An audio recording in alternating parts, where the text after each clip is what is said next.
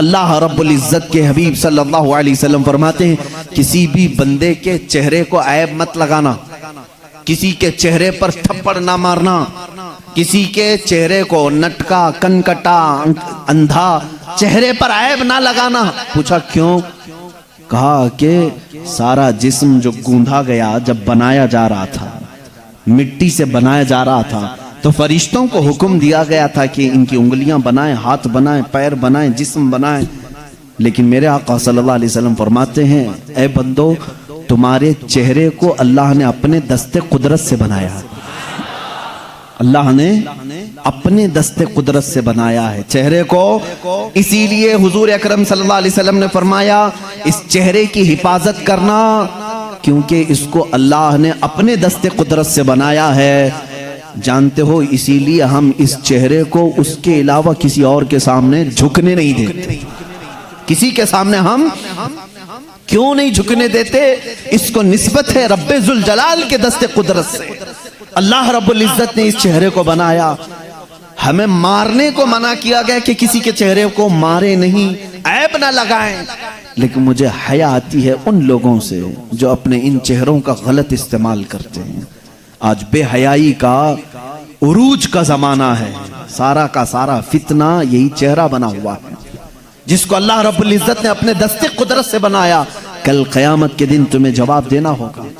आज तुम शीशों के सामने घंटों खड़े होकर के जिस चेहरे को मेकअप करते हो और मुजरे करते हो, ये तो आज के नौजवानों का एक ट्रेंड चला हुआ है कि हर कोई अपने आप को बंद संवर करके इस तरह से नाच करके दिखाए कि थोड़े उसके फॉलोअर बढ़ जाएं, थोड़े उसके फैंस बढ़ जाएं।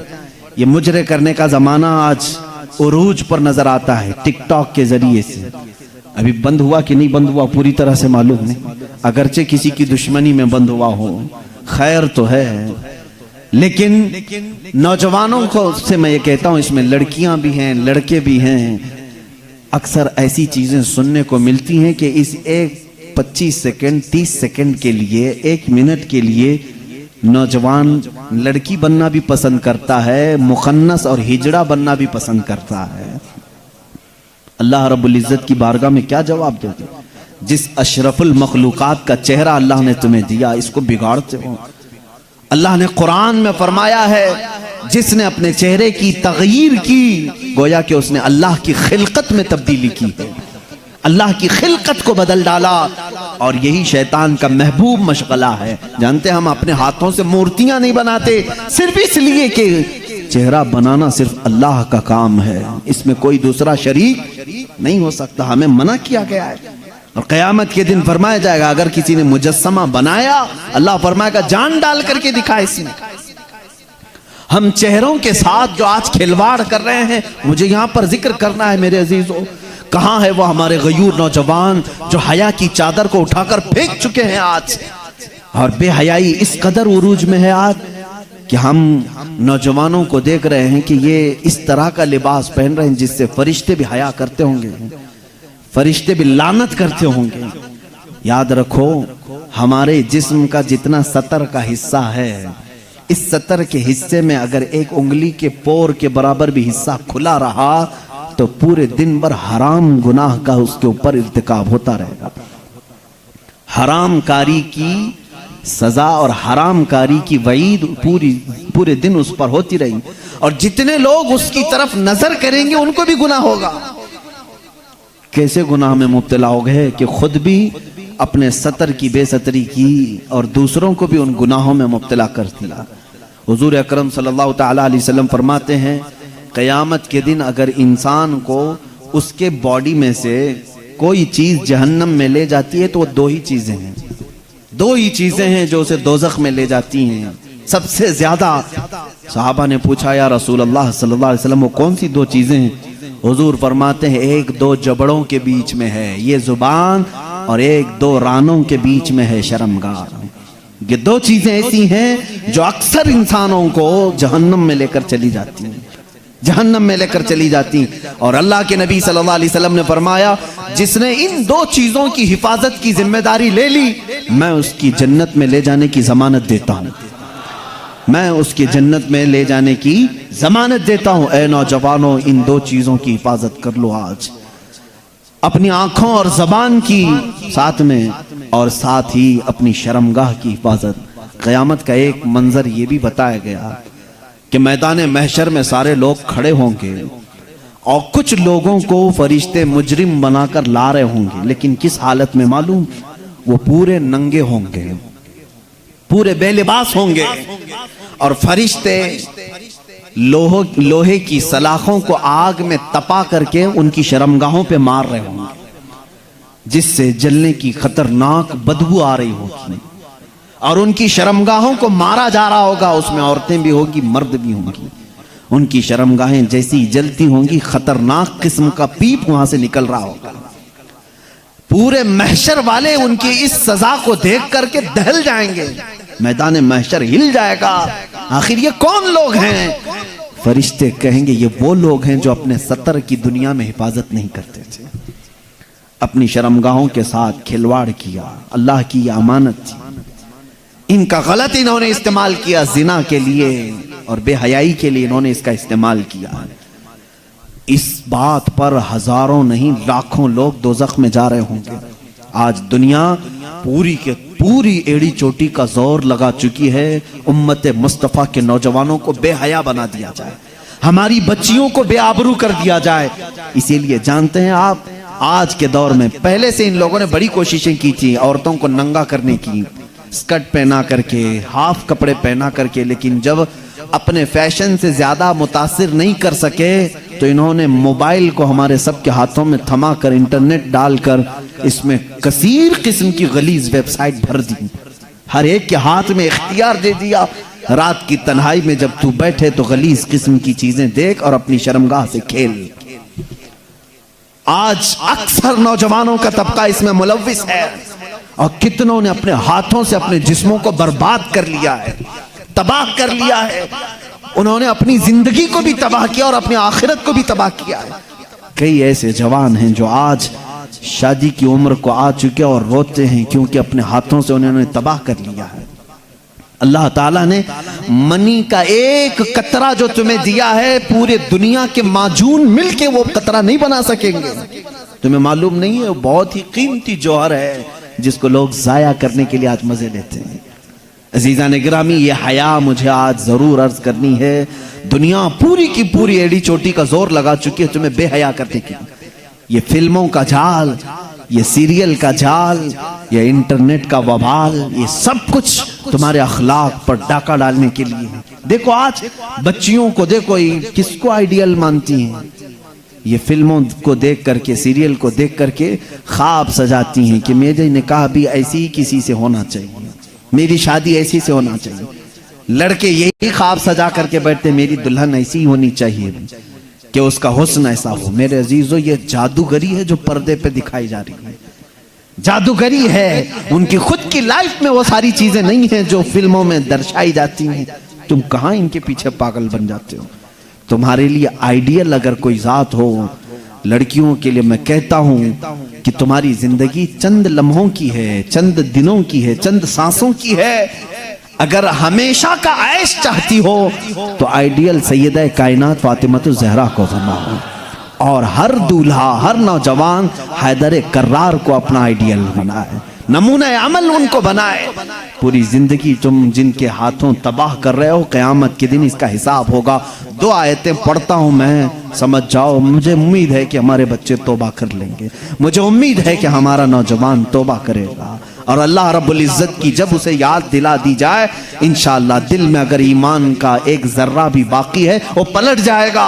मेरा मौला कुरान में फरमाता है, तुम जिन हाथों से खेल रहे हो, जिन अपने आज़ा से खेल रहे हो, ये मत समझना कि कोई नहीं देख रहा। मौला अली करमल्लाहु वजहुल करीम फरमाते हैं, मैंने जिंदगी में 2 चीजें देखी कि जब तन्हा हो तो डर जाना, इसलिए कि गवाह भी वही है, हाकिम भी वही है। गवाह भी वही है, हाकिम भी वही है। कोई दूसरा तुम्हारी गवाही देने के लिए आएगा नहीं, खुद अल्लाह गवाह है। और हाकिम कौन है क़यामत के दिन? वही हाकिम है।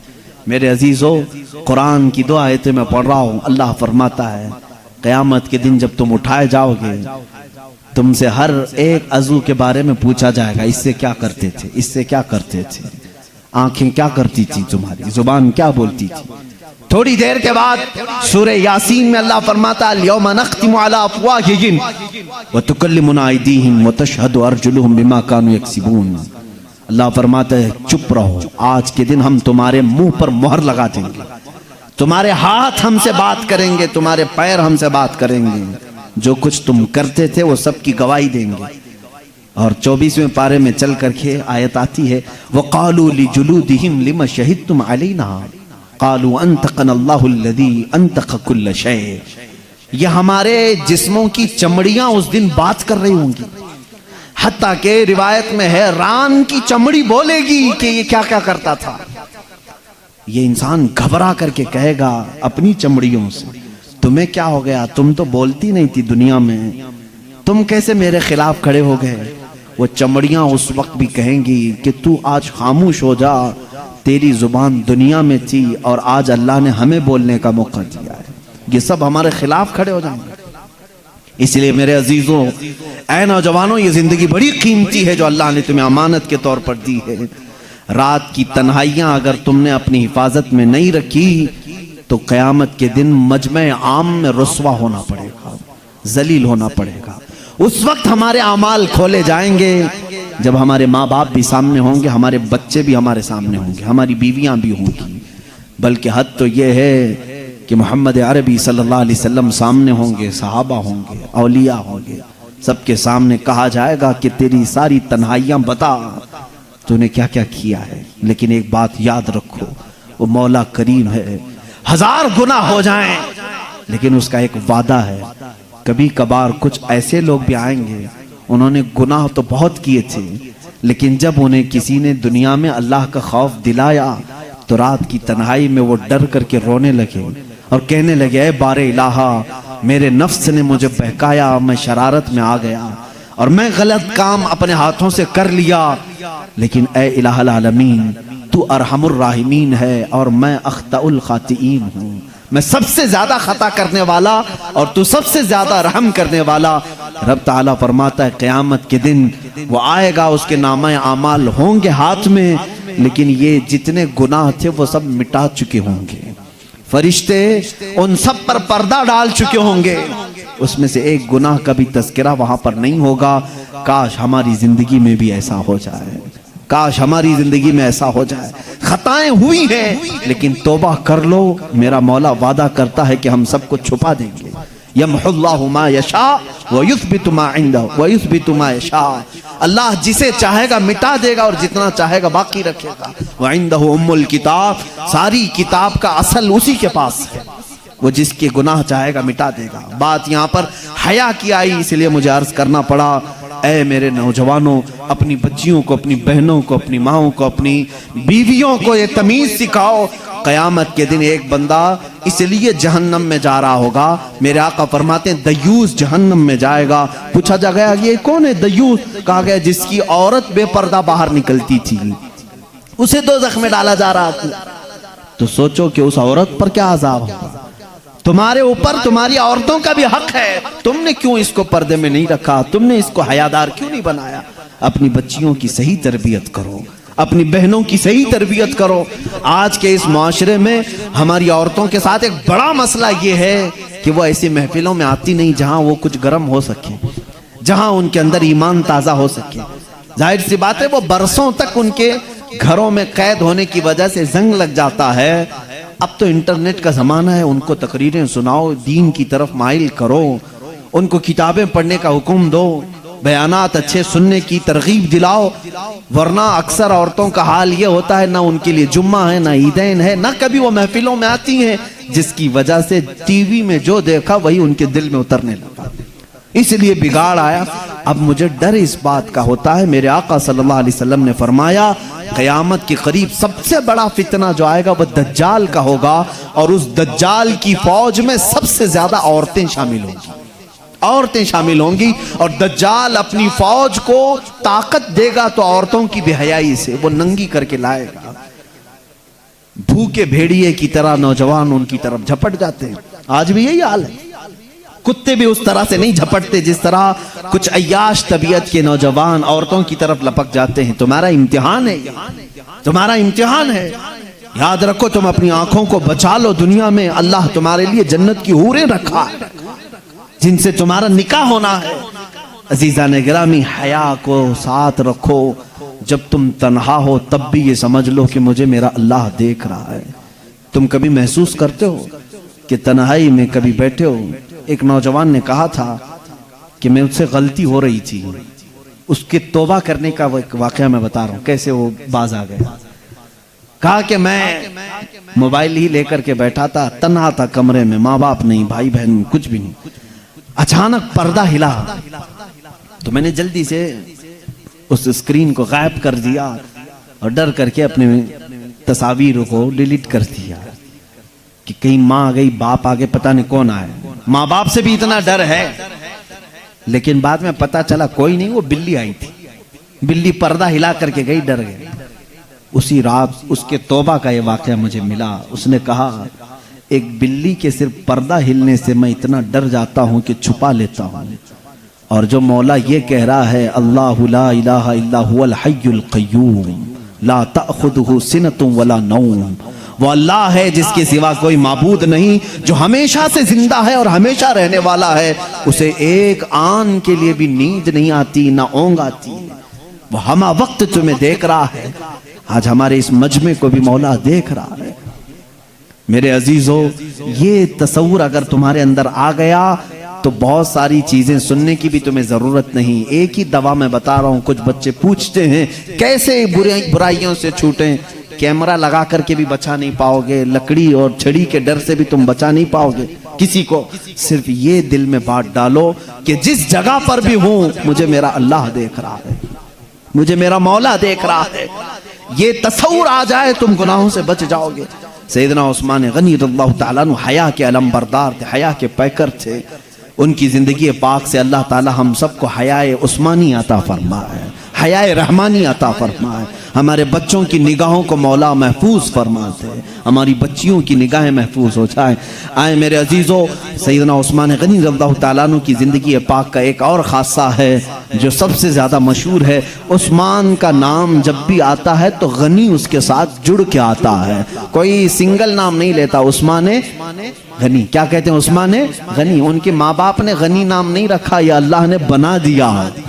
गनी का मतलब होता है बहुत ही ज्यादा माल वाला, जो अल्लाह की राह में खैरात करता हो। ये नहीं कि कुत्ता बनकर के माल पे बैठ जाता हो, सांप की कुंडली मार करके जिस तरह कुछ लोग माल पे बैठते हैं, उनको गनी नहीं कहा जाता, उनको मालदार कहा जाता है, अमीर कहा जाता है। गनी वो होता है जो मजीद की लालच नहीं करता और जितना आए वो अल्लाह की राह में देने को पसंद करता।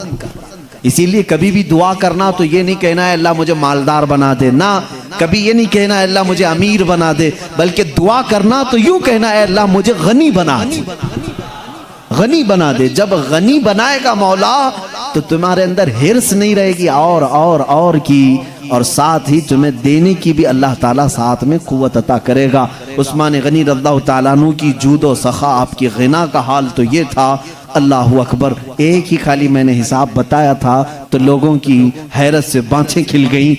मालूम है दान करने वाले बहुत हमने देखे हैं, सदका करने वाले भी बहुत देखे हैं, खैरात करने वाले, मस्जिद को 5 रुपये का चंदा दे करके भी लोग एहसान जताने वाले बहुत सारे हैं। मैं सबकी बात नहीं कर रहा हूँ। कुछ लोग राह खुदा में गिन गिन करके निकालते हैं, और कभी कभार तो ऐसा भी होता है सारी नोटों में अगर कोई नोट टेप चिपकी हो तो मस्जिद में डाल दें। ये हमारे खैरात करने के जज्बे हैं। लोगों को हमने देखा है फुकरा और मसाकीन के साथ क्या सुलूक है। घर पे दरवाजे पर आया फकीर, चोर घर में से बोलता है कल रात का बचा हुआ है, फेंकने से अच्छा है फकीर को दे दो। यही तो खैरात का जज्बा है ना। कभी ये नहीं कि बिरयानी बनी है उसमें से पहला लुकमा किसी फकीर को खिलाते हैं, नहीं, ये जज्बा नहीं। बच गया तो मदरसे के बच्चों को खिला दो, फकीरों को खिला दो, और उसके बाद फिर ये कहते हैं कि हम तो बड़े सखी हैं, 30 मारखा हैं। कहाँ के सखी हैं? ये इसको सखावत नहीं कहते। अपने कचरे को किसी की झोली में डाल करके तुम सखावत कहते हो। सैयदना उस्मान गनी रज़ियल्लाहु ताला अन्हु की बारगाह में आओ, अल्लाह अल्लाह, इनकी शान में अल्लाह ने आयतें नाजिल कर दी कुरान में, एक दो नहीं कई आयतें आई हैं। जंगे तबूक का मौका है, हुजूर सल्लल्लाहु ताला अलैहि वसल्लम ऐलान फरमा रहे हैं, है कोई जो अपने माल से इस राहे खुदा में खर्च करे, जिहाद फी सबीलिल्लाह के लिए जा रहे हैं, माल की बहुत ज्यादा कमी है, कोई अपना माल देगा। हजरत उस्मान गनी रज़ियल्लाहु ताला अन्हु उस वक्त खड़े हुए और कहा, या रसूल अल्लाह सल्लल्लाहु अलैहि वसल्लम, मेरी तरफ से 1000 ऊंट। कितने? 1000 ऊंट, और उसके साथ साजो सामान भी, और 1000 दिरहम भी। तवज्जो चाहता हूं, 1000 ऊंट और उसके साथ, ऊंट का तज़किरा कर रहा हूं, हमारे मुल्ला बाड़े वाले तो जानते होंगे ऊंट ज़बा किया है इन्होंने, कितनी कीमत का आया होगा, रेट तो मालूम होगा ना, और रेट जहन में रख लेंगे। कुर्बानी में ऊंट लाया गया था, और यहां पर भी ज़बा होने वाला ऊंट जाहिर सी बात है उस कीमत का नहीं जो अरब की नस्ल का ऊंट होता है। खैर, हुजूर अकरम सल्लल्लाहु ताला अलैहि वसल्लम ने इरशाद फरमाया, उस्मान पर जन्नत वाजिब हो गई। दोबारा खड़े हुए कहा, या रसूल अल्लाह सल्लल्लाहु अलैहि वसल्लम, मेरी तरफ से 1000 और 1000 ऊंट और 1000 दिरहम भी साथ में। अल्लाह के नबी सल्लल्लाहु अलैहि वसल्लम ने फरमाया, अब इसके बाद कोई भी अमल उस्मान को जन्नत से जाने से रोक नहीं सकता। हज़रत उस्मान गनी ने कहा, या रसूल अल्लाह, मेरी तरफ से 1000 और। ये ऐसे नहीं है जैसे 20 लाख बोल देते हैं। हाँ, ऊपर से कुर्सी पे बैठ करके कह दे 15 लाख खाते में आएंगे, ऐसी दान नहीं है ये। तवज्जो चाहता हूँ, वो ऐसा दान नहीं। 20 लाख करोड़ कोरोना के जमाने में सब पूरे इंडिया कहाँ है भाई, पता ही नहीं। ये सिर्फ वैसी ही है, कानों को खुश करने की बात है। तुम खुश होते हो ना इस बात से, ठीक है, खुश होते रहो। उस्मान गनी रज़ियल्लाहु ताला अन्हु कानों को खुश करने के लिए ऐलान नहीं करते थे, कानों को खुश करने की बात नहीं। रियल में 1000 ऊंट कहा तो उसी वक्त मैदान में हाजिर भी किया। 3000 ऊंट लेकर के आए। कैलकुलेशन करके कल मुझे बताना, इस जमाने में अभी ऊंट की कीमत 1 लाख के ऊपर है, और उस वक्त हजरत उस्मान गनी रज़ियल्लाहु ताला अन्हु जो ऊंट राहे खुदा में दिए थे वो अरब के सबसे कीमती ऊंट थे।